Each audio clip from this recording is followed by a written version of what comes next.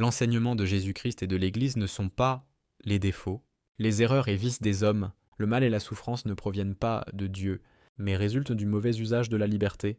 2. Les premiers chrétiens ont converti le monde par leur vie exemplaire et leurs sacrifices. 3. L'erreur humaine ne discrédite pas la vérité divine. Les croyants qui agissent mal montrent non pas l'inexistence de Dieu, mais la difficulté humaine. 4. Cela relève de la faiblesse humaine et non d'une contradiction, inhérente à la foi elle-même. En résumé, les erreurs de certains chrétiens ou prêtres ne doivent pas être interprétées comme une preuve contre la religion. Tous nous sommes pécheurs par nature et péchons en pensée, parole, action et par omission. La prière « Je confesse à Dieu » ou « Confiteor » est récitée pour reconnaître l'état de pécheur.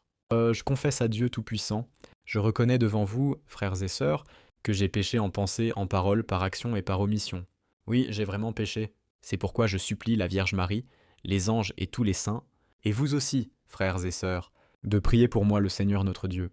Pourquoi sommes-nous pécheurs ? 1. Le péché originel.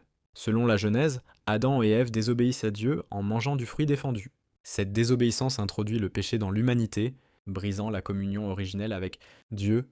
Ce péché se transmet à tous les êtres humains.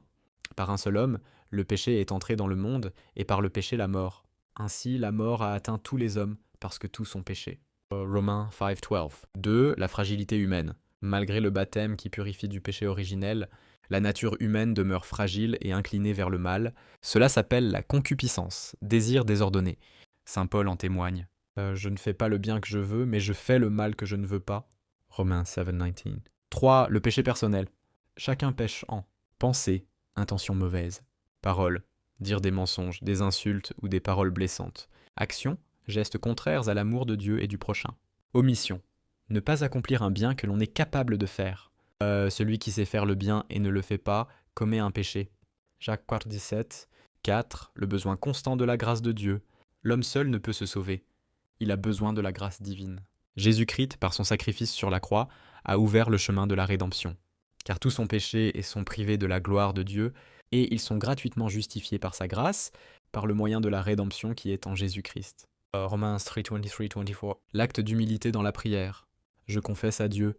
Rappelle que nous sommes tous pécheurs, dépendants de la miséricorde de Dieu.